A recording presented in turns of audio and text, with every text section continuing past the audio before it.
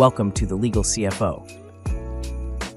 Welcome to the show where clarity meets profitability. This is the Legal CFO with Ryan Kimler, the founder of Net Profit CFO. If you're a law firm owner looking to get a handle on your finances, grow your bottom line, and finally take control of your numbers, you are in the right place, because each episode, Ryan breaks down the business side of law with straightforward strategies to help your firm run smarter, earn more, and scale with confidence. I'm Kevin Rosenquist, and today we're talking about how to turn payroll into a real profit engine. Ryan, welcome back. Yes, thank you for having me. Excited to be here and excited for today's topic. So ready to dive in.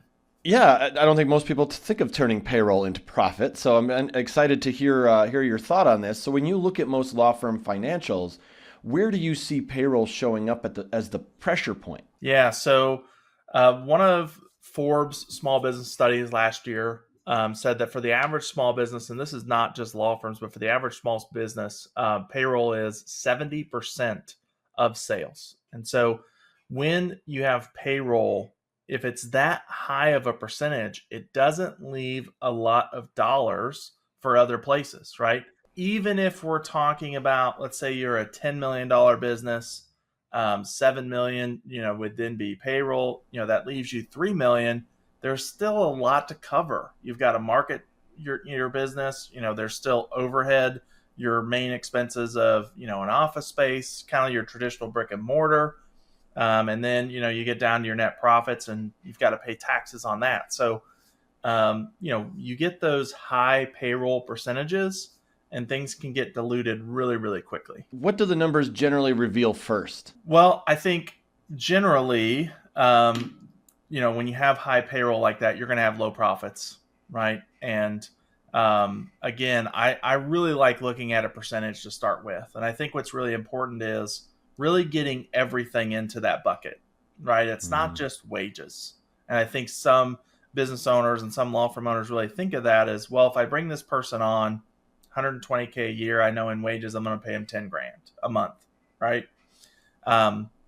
Just for, some easy math there, right? But let's also think about taxes that you have, payroll taxes that you're paying that's contributing to it. If they're a lawyer, you're paying for their malpractice insurance, right? Plus 401k benefits are potential. If you have a match there, like a 3% or 4%, what have you. And then you also have like healthcare, workers' comp insurance. So there's some other pieces that go into this. It's not just they make 120K a year salary. It's 10 grand a month, right? There's some other pieces that you've really got to capture in there to get down to what's really the cost of, or what's the investment of having this person on the team. Okay, so talk about how you can get to payroll that actually builds profit for the firm instead of payroll that just simply covers labor. Yeah, love that. You've got to invest and replace jobs that you're doing, right, as the owner. That's the first and easiest way, right, which is easier said than done, but it does mean delegating, right, and then really look at what can you take off your plate to get to the activities that not only that you want to do, but also produce a good return for your firm, right? As the owner, you're always going to wear multiple hats. I think that's just how it is. But if you really, really, really don't like doing consultations, right? Can you get someone in to take that job off of your plate, right? Maybe you do. Maybe you're the complete opposite. Maybe you love consultations and you want to sit down with every potential client that you have coming in. What are the other pieces that you have to take off your plate? But it's always looking at, what is your opportunity cost, and can you bring someone in so that you can take a hat off and invest your time elsewhere? I feel like in a lot of businesses, especially when you start as a one-man operation or one-person operation, and you grow, it really is hard to get to that delegation stage because you're so used to doing everything. Do you have a hard time kind of convincing some law firm owners to try to like take some stuff off their plate? Yeah. Sometimes that can be a battle, right? And I try to frame it in a way, let's look at one pay period at a time, right? Because it can be nerve-wracking to look at 100 grand, right? 100 grand in payroll, right? That can be nerve wracking, but we break it down, and that $120,000 per person, right, in wages, if you pay every 2 weeks, $5,000, right? You break it down that way and you start thinking, oh, well, I do estate planning and I signed 3 estate plans last week that are all $5,000, right? Then it's a lot more, a lot easier to digest, right? Mm-hmm. And, then really to start to look at, well, how much legal work do you have on your plate right now? If you have 30 hours a week, how many hours a week could this person take? What if you just started and they took 20 hours? Mm-hmm. Well, what does that open up for you to do? Right? If you, again, I'll just go back to, if you signed 3 estate plans last week, that's with you doing 30 hours of legal work, right? What if 20 hours of legal work is gone? How many could you then go out and sign, right? Because I do think there's a trap of, and you can kind of get your business in cycles where I go out and market, I bring in a lot of work, and then you put your head down, you do legal work, right? And all your time to market is gone. Yep. Well, meanwhile, your pipeline dries up. That's the hardest thing to keep going, is to think about the fact that you have to even market when you're busy. Yeah. Yep. Then you do all the work, and then I'm out of work. Now I got to go market again, right? Mm-hmm. And it just goes in cycles. And then when you're able to collect on the work, it's almost like a roller coaster, right? A bunch of money comes in, and then you're back out marketing and money's not coming in, right? And so hiring that person to be consistent and have that consistent workload allows you to free up your time, again, as you mentioned, Kevin, to market when you're busy, right? Mm-hmm. You have to do that, but hiring that help really helps you do that as well. Absolutely. I think marketing is a great example of things that you forget about when you're busy. No doubt about it. I think in any industry, in any business. Yep. What are some of the indicators you look at to judge whether a firm's staffing level is balanced? Not too heavy, not too lean, because you can probably overdo it too.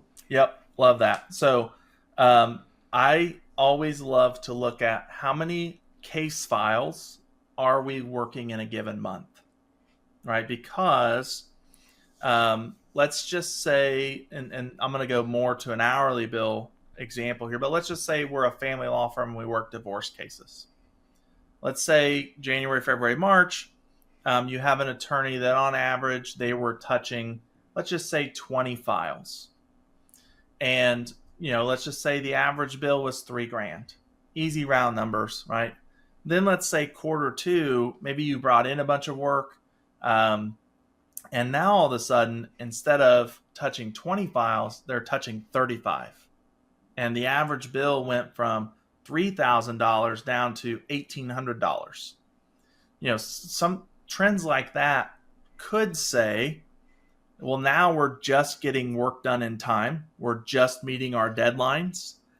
And we're approaching the point where we're getting to a point of overcapacity, right? It can also be judged by, if you have attorneys that are starting to work overtime, not that you pay overtime, but maybe you realize that the hours that they're putting in is more than their normal workload. You could also recognize it that way. But if you get in a situation where you're spread more thin, right, then you're probably, again, getting to a point where you're falling behind and you're just meeting deadlines in time.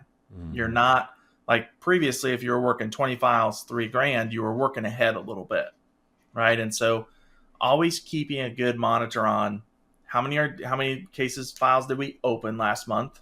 How many did we close? And what's our net, right? So if we open 10, we close 5, our net's +5, right? And really keeping a good handle on that, a good trend on that, and just keeping track of where you think your team's capacity number is. If it's 100 cases, and then all of a sudden you're 3 months in a row, +5, +5, +5, and now that's been pushed to 115, right? Is that going to stay there? Is that something that's going to continue? Or do you think that that's just temporary, maybe a little bit seasonal, and that's a hole that you're going to dig out of, right? Evaluating those kind of things, super, super important. And those are the kind of trends that, really are not going to show up in your financials, but should come from a case management software of what you've truly got open, what you've truly closed, and what's your net. Okay, so now if a firm realizes their payroll percentage creeps up, are there practical adjustments that they can make before having to jump to something like layoffs or pay cuts? For sure. Yeah. So I think the first thing is, giving out bonuses without having data to back it, right? And or really evaluate the bonus structures that you have. If you have bonus structures that are already set up, sometimes, those agreements need to be renegotiated or changed, right? Sometimes, what used to work, like let's rewind the clock 3, 4, 5 years ago, before we had a bunch of inflation on costs, maybe doesn't work today. And so, like I love the question before we jump to just cutting payroll or letting some folks go or layoffs or anything like that. Let's evaluate what we're doing for bonuses. Let's make sure that the people that are getting bonuses and what their bonus amount is really justified in the numbers, right? And is really justified by the work that they've produced and the value that they're bringing to the table. That's a great starting place. With being able to get into the numbers a little bit, but also not getting to something like, oh, let's see if we can get cheaper healthcare, right? Which is probably like a whole can of worms to open, right? So that's really a starting place, I would say. And then after that, I would really evaluate caseload, right? And is our payroll percentage creeping up because maybe our billings are dropping and our case volume is low and we have capacity, right? If you've got that kind of a challenge, obviously, the solution to that is, well, let's fill capacity, right? And, let's give it to the people that we have on staff already that are, most efficient. If you're working with contractors that are, on a per hour basis, maybe you're shifting work away from them and more internal to fulfill the people that you have on staff. Looking at efficiencies like that, super, super key. So for teams that want to scale, I think another thing that can happen is, if you're getting excited, you want to scale, like you've got some new work coming in, it's hard probably to balance, hiring someone versus optimizing the team you already have. Are there certain things you look at to help someone decide whether they truly do need more help or if they can get it done with what they've already got? Yeah. I mean, let's first of all, really sit down and look at, the hours that are getting into your CRM, right? For each attorney, and then also if you're writing off time for attorneys, why are you writing off time? Right? Mm-hmm. Usually you end up writing off time because somebody's inefficient. Maybe they need additional training in that area, right? But how do we get them? I mean, you're maybe never going to get, some lawyers, as they get to towards the end of their career, they're going to be efficient. And if they put down an hour on the bill, it's an hour, right?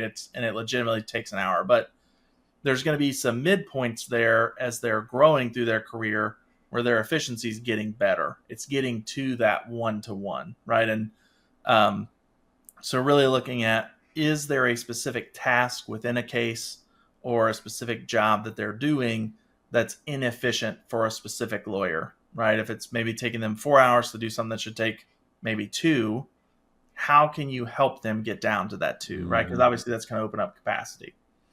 So that's one of the first places. But I think if you're going to then scale, I would say you've got to build out the model ahead of time, right? What does the team look like? So like, for example, let's say you're, building out a family law department that handles divorce cases. What does the team look like? How many associates do you need? Do you need paralegals? What does senior staff look like? Do you need someone that, who's going to bring in the cases? Maybe that's a combination of your associates with your more senior folks, and your more senior folks probably do the majority of business development, right? But what does the model look like? How much are you going to have to pay to fill those seats? And then how much revenue are they going to bring in? Because if you build out the model and then you start doing math and you're like, oh shoot, I've got $500,000 in payroll here, and I think their capacity is like, let's just say 1.5 million, you should, if that you get it to an efficient point, have payroll costs of 33%, right? And before you get it to that efficient point, obviously you might be a little bit higher than that, but find out where that you believe that efficient point is, because that's what you're building to, right? And really evaluate if then you just got to evaluate, can we get there, and can we make those incremental adjustments as we go to get better? You said 33%, but at the top of the show, you said a lot of small businesses, the average is 70%. Yep. And you think 33 should be the efficiency point. Yeah. So I like to say somewhere between 40 and 45% all in. So that includes, as I said at the top of the show, that includes your healthcare, right? That includes workers' comp, that includes taxes, 401k. And the other big thing with that is that includes your admin staff that's really not billing anything, right? Now some law firms have, kind of replaced admin staff or that front desk person with someone that answers the phones, and they're more kind of contract, which helps save costs. But I would include that in your payroll as well, those contractors. So 45%. And that also includes bonuses as well, and there's going to be some points in business, some kind of sales milestones, like you get to $1 million or $1.5 million or 2 or 3 or 5, that you are going to be squeezed to meet that, right? And you might not hit that percentage exactly, but if you're shooting for getting close to that, and again, that includes all your admin, that includes everybody, that's going to set you up to have strong profits, because then the only other expense buckets are your marketing and overhead. And those you should be able to keep a fairly good handle on and leave yourself some good profit percentages. You mentioned healthcare earlier. Do you find that's where people jump to? Oh, see if we can save money on healthcare. See if we can save money on perks or benefits that we're offering to people before we actually look at bonuses and pay structure? No, I think that's one of the things that's thought about towards the end, right? Because I think we all know that can be a big headache. Absolutely. So I think looking at pay structure and bonuses comes before that, for sure. Do you feel like having a financial scoreboard, just something simple, can kind of help firm owners connect that staffing data to profit trends? For sure. Absolutely. Yes. Some sort of even just summary data, right? Of it, if I had to narrow it down to 4 or 5 numbers, you could bring in, well, what was my revenue number? What's my payroll number? What's my percentage? And you could look at that month over month, see what that trend is. Is that percentage creeping up? Is it creeping down? Is it pretty flat? Right? Just looking at all of those things, and then also understanding it too, right? So maybe you hired a brand new associate in June.